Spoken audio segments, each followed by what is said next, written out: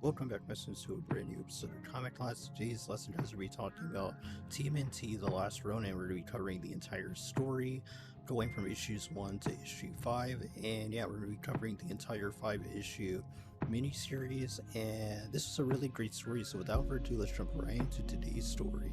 Let's go. So the story starts off with the Last Ronin basically exploring some type of like mud pit, and he's trying to infiltrate the enemy's hideout, and we get to see him use all different types of ninja tactics to basically take out the security cameras and stuff like that. Also, hiding in the mud and trying to just infiltrate this hideout, basically the enemy base. Eventually, he gets inside of the enemy base where he's confronted by these type of futuristic cybernetic foot soldiers that are kind of like robots now. So he basically uses his ninja tech, like his smoke bombs, to basically get away. And he eventually gets to a confrontation with the robots and basically takes them out pretty easily. And it's really cool. Eventually, he makes his way through a ton of these like robotic guards, and eventually makes his way into the main hideout.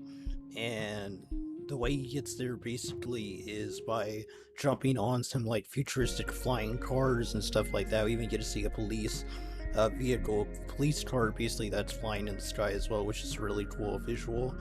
And eventually, the leader of this entire thing, which is the grandson of Oroku Saki, aka the Shredder, and the son of Karai, basically is finding out that this Ninja Turtle, this last of the Ninja Turtles, basically is trying to come for Oroku Hiroto's head, basically. And Oroku Hiroto is the name of the son of Karai, the grandson of Shredder, and he basically is the leader of the Foot Clan now. So, and the one that's responsible basically for the turtle's death in this timeline, basically. So we get to see that the Last Ronin basically takes on a ton of the soldiers that are there in the main foot hideout, and these are actually people, if I'm correct, but they are outfitted with a ton of like cybernetics and stuff like that.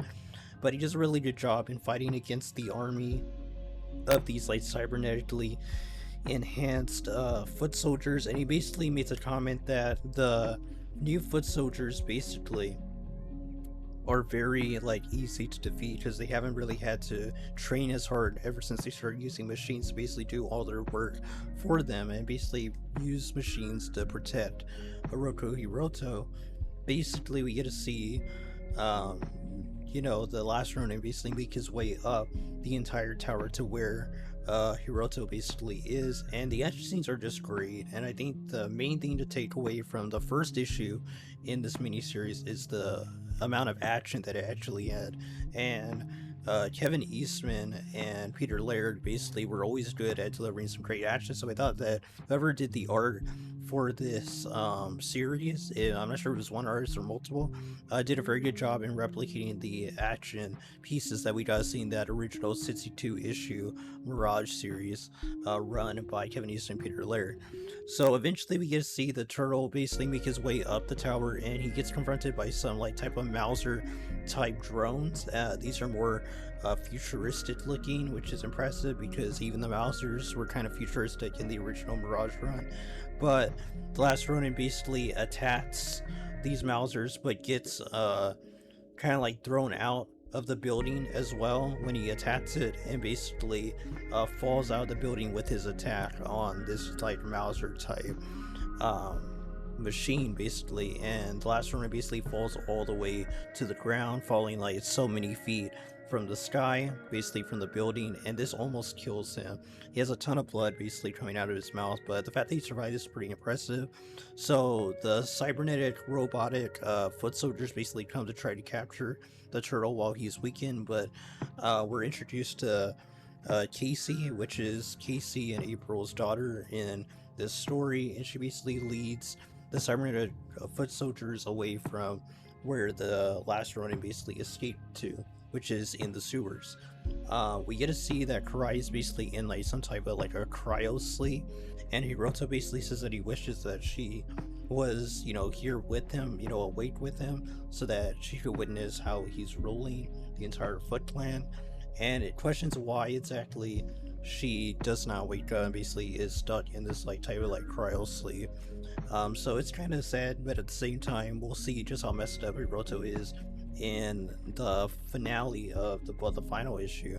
But going forward, we get to see that the last Ronin basically is disappointed that he didn't even come close to Hiroto. He didn't even get to meet him face to face. He almost tries to commit Sabuku, but isn't able to do so because of his wounds, and basically, he's bleeding out. And he basically feels like a failure for not completing the mission, but even more so that doesn't even have the strength to basically commit Sabuku. But this Rikishi basically finds the turtle and teaches her to her mom. And this is where we get like the type of like inner spiritual aspect, I'm guessing, of the character, that he's able to talk to his brothers that are in the afterlife. And we get to see at the end of the first issue that it's revealed to us that the last runner is indeed Michelangelo. So Michelangelo is the only one out of the four turtles, and Splinter and Casey, that actually survived, as well as April being a survivor as well, in the events that happened to them. And we will get revealed to all those events in the story, the storyline basically. And yeah, so April basically healed Donatello up, patched him up, and they're going to be getting ready to basically take the battle to Hiroto really soon.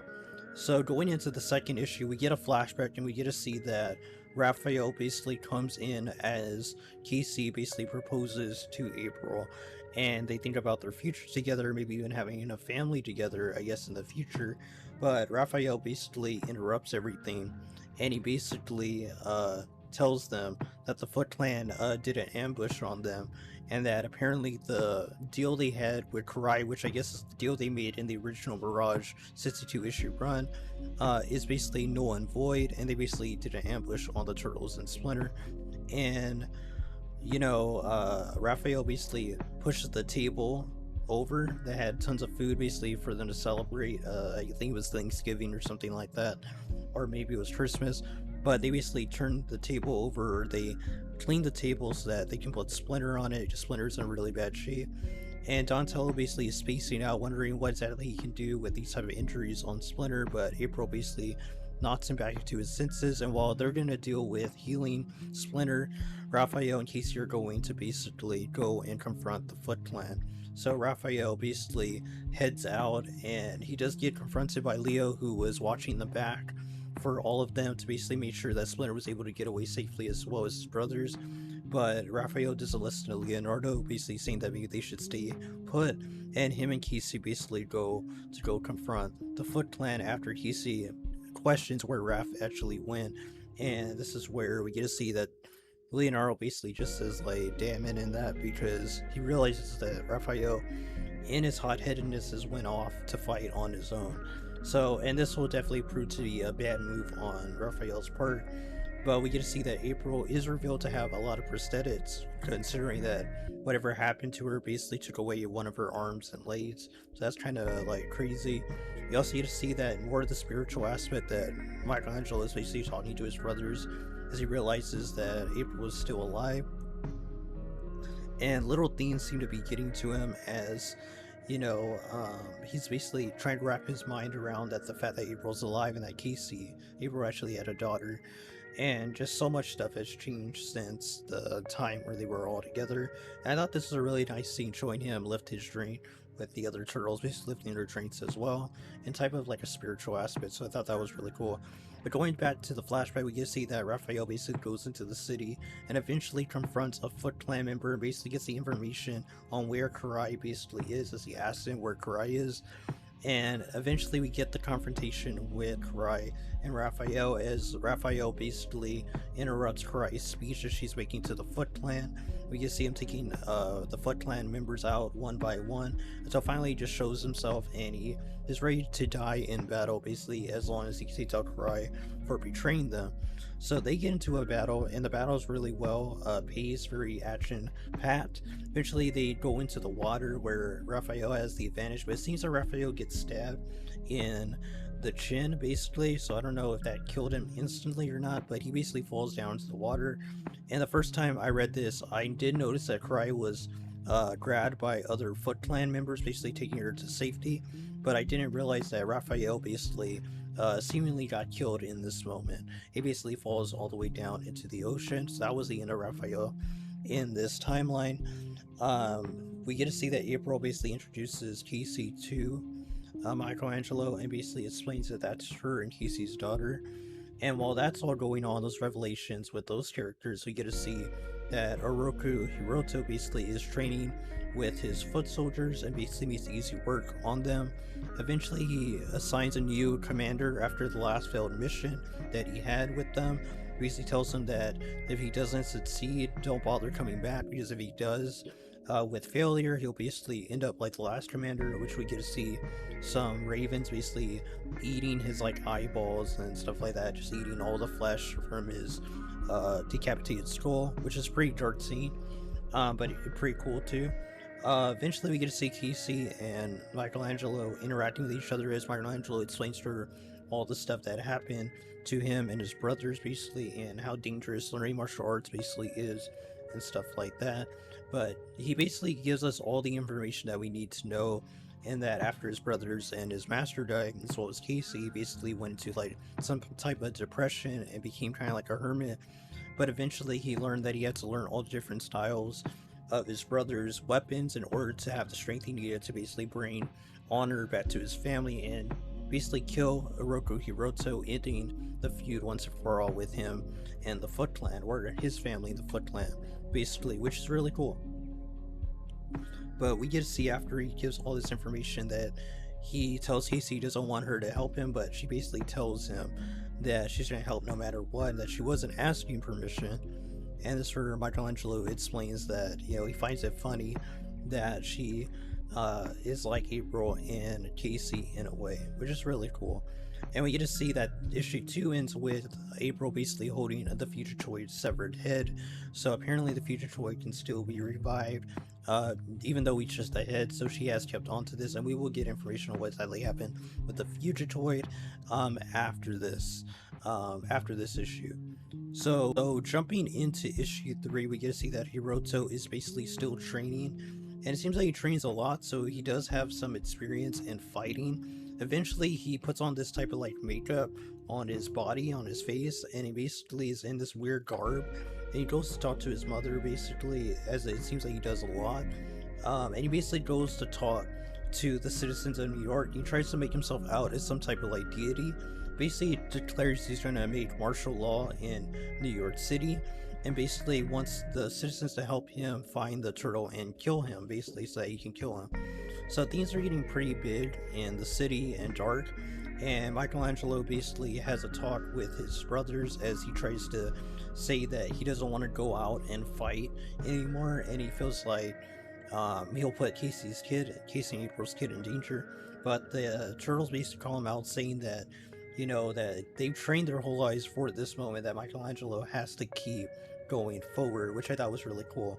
But Casey basically interrupts his talk with his brothers, and they basically said that, you know, it's time basically to move forward and to go ahead with the attack. So we get to see that Michelangelo basically finds her to be very like cheeky in that, which I thought was really cool.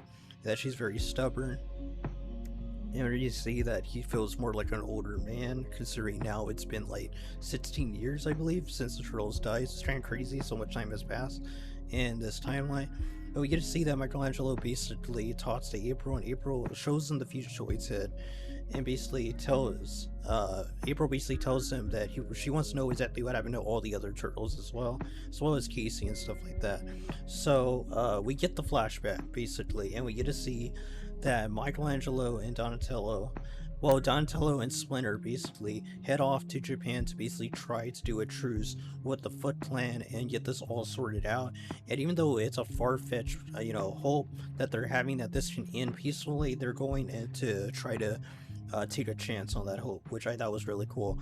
And we get to see that Baxter Stockman is alive in this timeline, and he uses his Mausers as well as these new like futuristic, or these prototype futuristic foot soldiers to basically attack the turtles.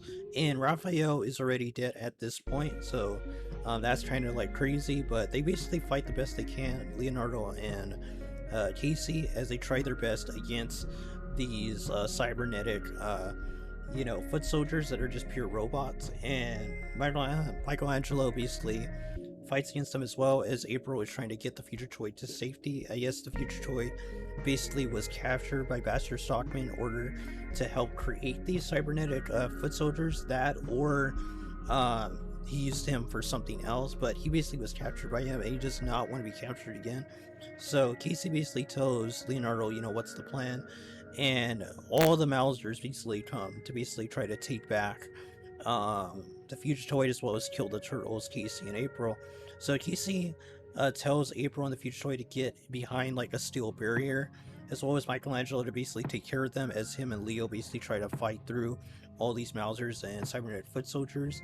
And we get a funny bit of dialogue between Casey and Leonardo saying that, that this is Leo's turn to basically pick the pizza they eat tonight. ABC says that he's going to put ham, pineapple, and jalapeno, with Casey saying, "What is wrong with you?" And that's basically the last thing they really say, because the future toy basically comes out a little bit and says that to Bastard Stockman that he's not going to be captured, that he would rather, basically die, that he'll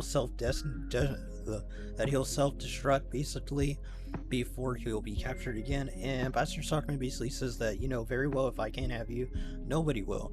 And he basically activates the self-destruct sequence on all these Mausers, which have to calculate in the hundreds.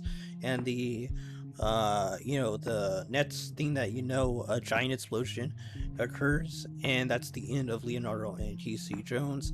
And yeah, pretty dark ending for those characters. So jumping into the modern timeline, the present timeline, basically, we get to see that Casey is basically leading her group of rebels to basically go against the Foot Clan and try to stop the plan that the Foot Clan is going to be trying to do, which is, I guess, like poisoning the water supply or something like that. Basically, I think that if they were going to try destroying something with the water supply to basically trying to like drown people and kind of like create like a giant like flood or tsunami type thing, but they basically are going to try stopping that, so that's kind of like our subplot. Whereas Michelangelo's main plot, his main goal is to kill Hiroto, basically. So I thought that was really interesting. And when Casey basically shows off some of her martial arts skills that she teaches on some of the cybernetic foot soldiers, and they basically, April basically gives information to Michelangelo that basically she did survive the explosion.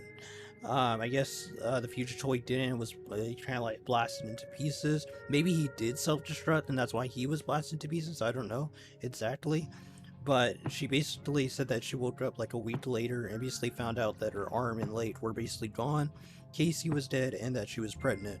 So it turns out that she reveals that due to her and Casey's exposure to the turtles for so long, she basically gave that type of like radiation exposure to her child, which means that Casey has superhuman strength and stuff like that. I think superhuman agility as well. That's why she's such a good fighter with so limited amount of training. So I thought that was really cool. We also get to see that Michelangelo basically states that he went to Japan after the death of Leonardo and Casey Jones, as well as, he thought the Fugitoid and April died as well. But he basically got onto a plane and went to Japan, one of those planes to Japan, and basically went to look for Donatello and Splinter. So before they get more into the story, we get to see that Casey comes with her group of rebels and basically tells them about all that happened, and that, hell's about to break loose, basically, in Rock Bottom. So that's how I believe issue 3 ends. And issue 4 basically has Hiroto basically acting crazy on the rooftops, and basically almost kills himself by throwing himself off, or falling off by tripping off the edge of a building, and he gets saved by the Mausers that Bastard Stockman basically created. It's kind of like crazy. I'm not sure if they were Mausers or the cybernetic foot soldiers, but he was saved by them. So it shows like he truly believes that nothing can happen to him, and that his angels will basically grab him and stuff like that. He basically says that, he's a god, that he's immortal, that he says, my angels will not allow it, basically his death. We get to see after that Michelangelo is having a conversation with April and Casey, and they're all talking about what exactly they need to do. And the issue ends with Michelangelo being shown a type of like turtle van, basically, turtle truck type tank machine that April has been working on. So we'll see how exactly this is used in the next few issues.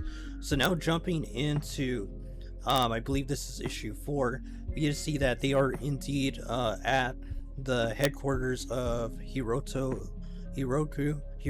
basically, and they're in battle with him and his army of cybernetic foot soldiers, as well as the regular foot soldiers, I believe, and the Mausers. And it's a massive war, an all-out war, basically, with the rebels and the headquarters of Hiroto, basically. So the basically Michelangelo takes the opportunity to basically leave the battle to the rebels and basically goes off to take out some of the turrets that are on top of the headquarters that are making it hard for them to basically advance. So he goes up there and basically starts dismantling some of these cybernetic creations by Baxter Stockman. And we do get to see Baxter Stockman, who looks a lot older now, and he looks kind of like deformed in that. So something must have happened to him between the time of when the turtles died to his explosion, as well. Well, Leonardo died in case he died to its explosion, and to now. So we get to see that he basically starts dismantling all these different machines, as well as Casey and the others coming in to basically try to help Michelangelo basically keep going forward, as Michelangelo basically says to stay put. So Casey basically tells him that, she might disobey him right now, but she'll listen to him at this moment and basically hold the fort for the because this is important. So we do get to see that before this all was happening, they did have a training scene between him and Casey, and he basically tells her that she needs to work on her skill because having strength and speed alone tonight just isn't, worth it, if she's too predictable and stuff like that. So I thought this was a really good action sequence to basically show where Michelangelo stands in his training. He's become very skilled, and that he will be able to train Casey to be a very good fighter in the future if he was around, or if he is around, I guess I should say. So April basically talks to Michelangelo and says that she needs to know what happened to Splinter and Donatello. So he basically gives us the flashback and the dialogue we need, basically explaining what happened, in that Michelangelo, when he went to Japan, basically confronted the people that were in the city or village that Splinter and Donatello basically went to. He was almost attacked by the locals until the main member, basically the chief, basically recognized him and basically said if he was the son of Splinter, which he agreed that he was. We told him he was, and he takes him back to his home, basically, and he explains to him that Splinter and Donatello basically have died. After he tries to beat around the bush for a while, he basically just comes out and says it after Michelangelo basically pushes him to it. So it's kind of like messed up, but he basically gives us what exactly happened to Splinter and Donatello. And what happened is that they basically arrived in Japan. They were confronted and met with the guy that talked to Michelangelo and greeted him and made sure that he wasn't attacked by the village people, or village soldiers, I guess, samurai. So they basically took Splinter and Donatello to go on a meetup with the Foot Clan, and this is where Hiroto basically made his way to this place as well to meet up with Splinter and Donatello. And he basically tells them that it was a trap, that he has no intention of ending the war between the two. And this is probably the most brutal we've ever seen Splinter. That Splinter decapitates 3 of the people that were escorting them instantly, and says that, this is going to be finished with blood, basically. So we get a battle between Donatello and Splinter against the Foot Clan, as well as Hiroto. And it's a really good battle, and we see Splinter be like very brutal and just start killing people. Donatello is very more seems he's going a lot more easier on these people, and doesn't look like he's killing them, but I mean, he could be, because considering his superhuman strength, he could easily kill people if he went full force, probably. So it could be that because he uses a stick, it's more so like force blunt trauma that's killing his people, but Splinter's just straight up like cutting through people's heads and stuff like that, which is no easy feat. So like, it's ridiculous how strong Splinter actually is when he's letting it all loose. And he's going all out, basically. Eventually, Hiroto is challenged by Splinter, telling him to get off of his horse, basically come fight him like a warrior. And we get to see that Hiroto basically accepts the challenge, basically, And Splinter basically says that, you will not escape my sword, treacherous coward. With Donatello basically saying, Father, no, because he understands that this could end up really badly considering the odds they're up against already. And they're not even fighting like a master Hiroto should be. So, they basically use their archers to basically do a line of fire to where they can't block all of these arrows. But Splinter basically throws a katana to Oroku Hiroto basically and stabs him in the shoulder, which is kind of crazy that he had that type of accuracy, but he actually did get him in the shoulder. And they basically force Oroku Hiroto basically to retreat and forces people to grab him and make him retreat. It's kind of crazy. But due to all these arrows, and I mean, we're talking about like countless arrows just falling down on the turtle, Donatello and Splinter, that basically killed them. And it was just too many at once for them to dodge all that, considering the damage they had already taken during the battle. And it basically took them out. It basically killed them. So that was the end of Splinter and Donatello. So Donatello and Splinter basically died at this moment, and we get to see that Michelangelo basically goes to mourn the loss of his father and his brother, as well as his other brothers that have died, as well as Casey. And this is where he basically kind of like puts himself into the mountains, heads into the mountains, basically becomes a hermit. And eventually he came to the realization, as we heard with Casey when he had his discussion with her, that he had to become a Ronin and basically learn all the different weapon fighting styles, basically, so that he could get the revenge for his family, basically set everything right for what happened to them, as well as ending the Oroku and the Splinter family's feud, bloodline feud, basically. So I thought that was really cool. And like I said, we did get information on April's kid about, originally Michelangelo thinks that April might have experimented on her own kid, but it turns out that that's not the case, as she freaked out and says that she would never do that to her own kid, but that it was the exposure to the turtles for how long that she was with them that led her and Casey to probably get radiated, as well as their child being born with radiation type powers that were granted by radiation, or mutation, I guess is what they call it in here. So I thought that was really cool dialogue between the two. But we get to see, like I said, we're flashing to the past and the present, seeing that what they're doing right now in the present timeline was all planned before they went out to fight in the war, basically to start the war against Oroku Hiroto, and they basically have it all figured out, basically, and it's all about the execution now. So Michelangelo does make his way to the top of the fortress and basically starts taking out the turrets that are firing upon the rebel forces. And Baxter Stockman basically is trying his best to basically try to attack Michelangelo and the rebels, and I was wrong. So Hiroto is at his own headquarters. The headquarters are attacking his Bastard Stockman's. So Bastard Stockman's reign of terror is basically about to end in a way. So they're all firing, and we get to see the Mausers get called in. But April comes in with the turtle battle tank basically, and uses a type of electronic device to electrocute all and short circuit all the Mausers that are around Michelangelo. So that was really cool. So they're all heading into battle, and eventually they find their way to where Bastard Stockman is. So April basically goes out of the vehicle, the tank, the turtle tank, and she basically goes in and plugs in the Fugitoid's head, which I guess Bastard Stockman's laboratory basically has the power source needed to power up, as the amount of electricity needed to power up the Fugitoid once again. So Bastard Stockman basically tries to stop her from bringing back the Fugitoid back to life, and we get a battle ensue between them, and April basically punches Bastard Stockman, saying that this is for my husband, and basically because Bastard Stockman is the reason he died, because he self-destructed all those Mausers and killed Leonardo as well. So massive feat for the Bastard Stockman in a way. He did accomplish something in this timeline, killing a turtle and Casey Jones. But he basically just knocks her back and basically says that, damn woman, I nearly felt that, which is crazy. Because he's probably hasn't had anyone attack him in so long, considering turtles have been gone for like 16 years. So no one else really can come up to Bastard Stockman. But Bastard Stockman basically goes up, tries to take the Fugitoid's head for himself and say that, he'll use him again. But this is where the Fugitoid basically unleashes a ton of energy that I guess it had stored up or something like that, and basically just repeats what he said back then or something like that, saying you shall not pass. He basically disintegrates Bastard Stockman, which is crazy. That's a massive amount of heat that must have been brought out of the Fugitoid's head, and it just completely evaporates Bastard Stockman, so he's gone forever.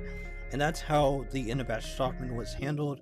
And this is a win for the Turtle, Michelangelo and his rebel allies, as well as Casey and April.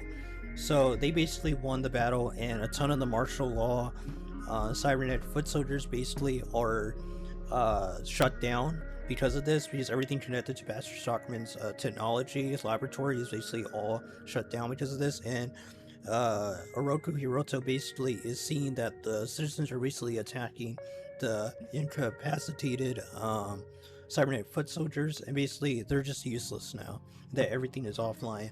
So he basically wants Bastard Stockman to basically answer to him, and it's revealed to him that Bastard Stockman has been defeated, it seems. And that's how issue 4 ends, with the Turtles basically saying that, the Turtle, Michelangelo, basically saying that there's a price that he doesn't want to pay, that he's not willing to pay anymore, which is losing people. And April says that, this was a battle that they won, because Casey says, I think we won. And April says, the battle was won, but not the war. And the war will not end until Oroku Hiroto is dead. So now it's up to Michelangelo basically to take out the final piece of the board and basically bring peace to the city once and for all, as well as in the Oroku and Splinter family bloodline feud. So that's how issue 4 ends. So going into issue 5, we get to see that Michelangelo is basically taking a rest and talking to his brothers, basically saying that they're basically calling him, Raphael especially is calling him, scared to go and face Oroku Hiroto and basically finish what the family needed to finish a long time ago, and that you have to finish what you started, basically. So Michelangelo is basically putting his own points out there that he doesn't want to go through with this, and people like Leonardo and Donatello are telling him that that he has Oroku Hiroto basically on a downward spiral. He has them off guard. He should be able to go and take him out, but he's letting fear basically dictate his movements, basically. And that it's because he's the last sole survivor, as Donatello says, that he needs to be able to do this, that it's a heavy burden to bear, but you have to go and take him on. So I thought that was really cool. And Michelangelo basically tells them that he wants them to basically be quiet and let him basically come to his own solution. And this is part of the story that I thought that maybe it was a mental issue with Michelangelo, but at the end of the story and the end of this issue, it becomes more apparent that this seems to be a spiritual connection aspect, which I really do enjoy a lot more. Because the majority of the story, I did believe that this was a mental representation of what he's dealing with, and he's talking to himself basically, but that doesn't seem to be the case. And in a way, he's talking to his brothers, but they're not really there. But I think it's more of a spiritual connection aspect, and we'll talk about that when we get to the ending. So basically, he goes and he puts his bandana on, his black bandana, and basically goes and tells them that he wants them to be quiet and that he's ready for them to leave and to never come back. And he says, finally.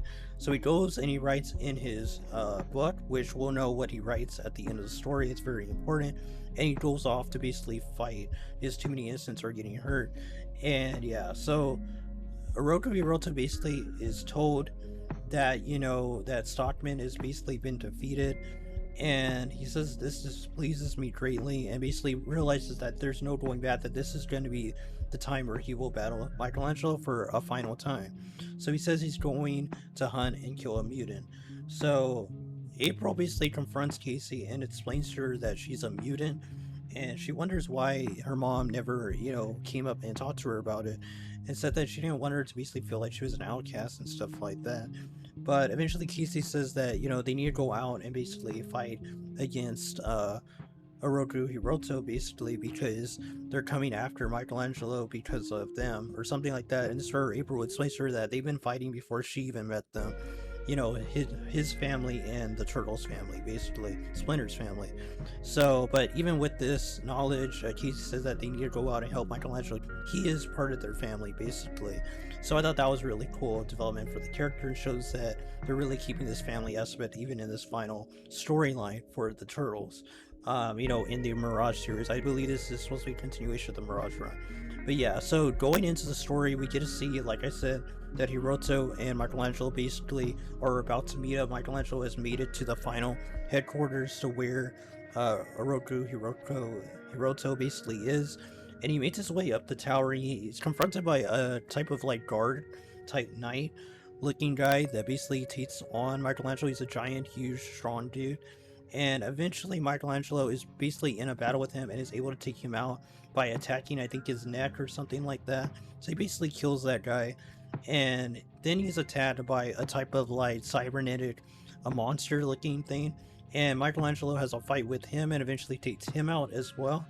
And he doesn't understand why Hiroto basically keeps trying to put enemies over and over against him to basically weaken him so that he might have a chance. At least that's where Michelangelo is thinking this is coming from. But eventually he makes his way up the tower and he finds his way up the steps to where he fought the cybernetic robot as well as the giant strong knight basically. And he sees Karai in a type of like cryogenic sleep capsule. And this is where Hiroto reveals himself and tells him that he doesn't care about his mother, basically, that he only kept her alive so that she might be able to see him while he thrived, basically, that she would be lost in her coma, basically, while he thrived and controlled the Foot Clan. And we do get to see that Michelangelo does state that he was planning on killing Karai. So Michelangelo didn't have a problem with Karai dying for what she did, but the fact that her own son did it made Michelangelo say that at least she had honor, and he says, "You ready?" And this where Hiroto basically reveals that he has a shredder type suit. And whenever I was reading this, I thought the suit that he was wearing was a little like lame. But when he gets the mask, it changes a lot of how the suit looks, and his whole suit becomes metal base and looks like a futuristic like Terminator 2 type T1000 inspired suit, which I thought was really cool. And the fight begins between the two, Michelangelo versus this type of Neo Shredder, which I thought was really cool. And that's basically what I call him. And we'll call him that in this video. So Michelangelo and the Neo Shredder basically have a fight, and they fight hand to hand in the beginning. Eventually, Michelangelo starts realizing that Hiroto's outfit is created by using some type of liquid metal, and it can take a lot of damage as well as absorb attacks that would be fatal usually. So he is in this battle with Neo Shredder. He's trying to find a weak point, a weak spot in his armor, and they are crashing through like windows and stuff like that. And Casey and the rebels are basically trying to solve the water issue that is happening in the city.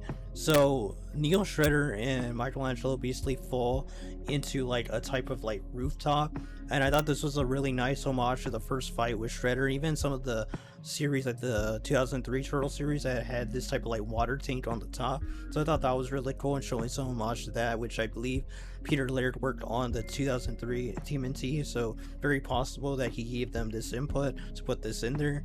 But yeah, basically they attack each other, and we get to see that with the liquid metal, you have to basically open it up to basically attack the main body, because it basically acts as a shield just like regular armor. We can take a lot more damage. So they basically continue their fight, and while they're fighting, we can see that Case basically goes underwater and tries to find like the pump to where the water is basically leaking out from or something like that. And yeah, so while she's doing that, the fight, like I said, is happening, and they're basically not damaging each other because just so much. And eventually the battle takes a drastic turn as the Shredder, Neo Shredder, basically uses his like claws type devices to basically attack and cut Michelangelo. Eventually Michelangelo comes up with the idea of using a thermo grenade, I believe is what it's called. It basically blows open an area in Neo Shredder's armor in his palm as he tries to like he puts it on him basically to stick it to him, and with this he basically stabs through the palm of Neo Shredder and says a gift from Raphael. So that was really cool and shows Neo Shredder takes some damage. There is a giant explosion, and we get to see that he basically grabs the Raphael's Sai basically, and when he is basically taking his eyes off Michelangelo basically states that the first rule of martial arts is never take your eyes off your opponent. He hits him with some type of like metal pole and knocks him off of the building, so that was really cool. Like I said, April and Casey basically see each other. Casey sees April working on this underground pipe system basically for the water, and she's running out of air, so she's gonna need April to basically give her some air. But the fight continues, and Neo Shredder basically takes different hits from Leonardo's katanas, or like I said, Raphael's size and stuff like that. Donatello's stick is still to be used, and eventually Neo Shredder basically comes out of his cybernetic suit, basically the liquid metal suit, and he kind of like pretends like he's defeated as we see explosions happening in the background. And when Michelangelo basically grabs a manhole basically, and is gonna kill uh, Orochimaru, he basically gets back into his armor and instantly liquefies basically into his armor again, and basically lands a fatal hit on Michelangelo, basically saying that he was able to, trick him. And even Michelangelo admits that he was getting a little too cocky. That's why he got that type of hit on him. But he does use Donatello's stick to basically attack Neo Shredder, and that does some damage to him. Eventually, they head down into the sewers to continue their battle, and while that's happening, April basically gives Casey some like air from her air tank that she has, because she actually had one of those like air devices that lets you breathe underwater.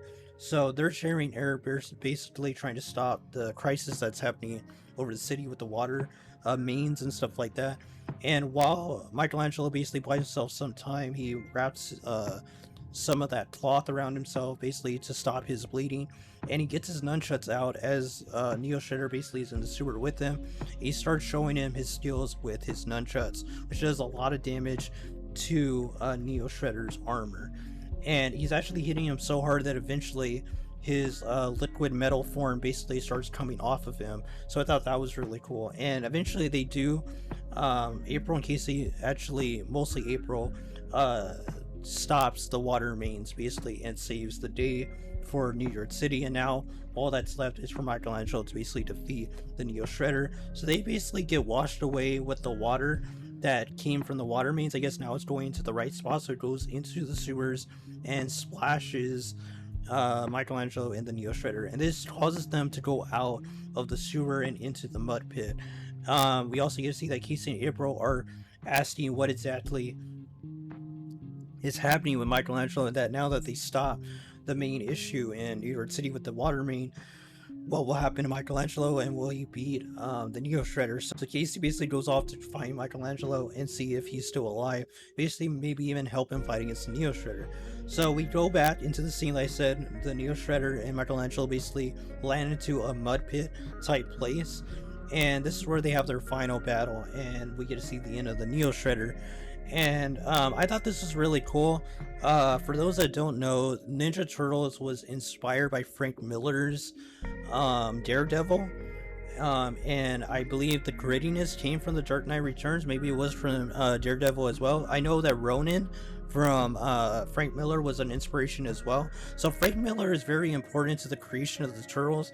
I thought the Mud Pit final battle was a clear homage to the battle between Batman and the Mutant Leader from Frank Miller's The Dark Knight Returns. So I thought that was really good that Kevin Eastman and Peter Laird used the homage to the one thing that helped create the Turtles in the first place, that inspired them to make the Turtles the way that they were in the Mirage run. So I thought that was really cool. And like I said, Ronin definitely was an inspiration. I mean, we're seeing it with the last Ronin being a clear homage to Ronin from Frank Miller as well. So Frank Miller is type final battle seemed very appropriate for the final battle in the Mirage TMNT timeline. But going back into the fight, Michelangelo basically has a fisticuffs basically with the Neo Shredder, and the final thing the Neo Shredder does is he tries to electrocute Michelangelo, claiming that he's a god, basically, that he's immortal. But this backfires and actually electrocutes his main body that's inside of his suit, because I guess he had his face exposed, so I'm guessing that's what cause the inside of his suit to be electrified as well, and this basically kills him while he's laughing. And we get to see that he's basically dead when he comes back up from the mud pit, from the water, basically. And Michelangelo basically survived the attack. And he even says, some god he was, basically getting killed by his own attack, which I think is very ironic, that the last member of the Shredder bloodline basically gets killed by his own attack, similar to how Shredder got killed by his thermite grenade, basically, or thermo grenade, from the first issue of the original TMNT Mirage series. But Casey eventually makes it to where Michelangelo is, as Michelangelo crawls his way back onto the surface, basically to where land is. And this is where Casey tells him that she read inside of his book that he still has a lot of things he needs to teach her. And this is where Michelangelo reveals that the page says no peace, basically because he knew that he was probably going to die in the battle with the Neo Shredder. And this ends the bloodline feud between the Roku clan and the Splinter family, basically. And that's it. Michelangelo basically dies here, and April and Casey are there to see him take his final breath and basically die. I thought that was a really cool ending for the character, and I think it was a really good decision to basically kill Michelangelo at the end of his battle, basically ending both bloodlines and basically ending the feud in general. So there's no hope for a future feud. So I thought that was really cool, and he left the next generation with the hope of having peace, or knowing peace, I guess. So that was really cool. Now we get to see when Michelangelo dies that he basically joins his brothers in the afterlife, it seems, and it ends with Michelangelo, Raphael, Donatello, Leonardo, Casey, and Splinter basically all in the afterlife in New York City, apparently, overlooking the sunset. And Michelangelo basically says, yeah, it does, smells like home. And that's how the story ends. Now, we do have an epilogue that we'll talk about real fast. And the epilogue basically shows Casey training in her martial arts, overlooking the book that teaches you about the martial arts that Michelangelo actually learned all the different weapon fighting styles from his brothers, basically, by reading this book that Splinter left him, and now it's left for Casey. But Casey basically talks to her mom, and she thinks that she's talking to her whenever Casey is actually talking to four turtles that are basically being grown with science, and that will become the new Ninja Turtles, Teenage Mutant Ninja Turtles in the future. That's how the story ends. That's the epilogue ending. But yeah, overall, very good epilogue ending. I really enjoyed it, and it's a very good ending off point to not do any sequels or anything, just leave it for what if future. I thought that was really good. But jumping into the ending for, the actual storyline itself, with Michelangelo joining his brothers in the afterlife as well as his father and Casey, I thought that was really good.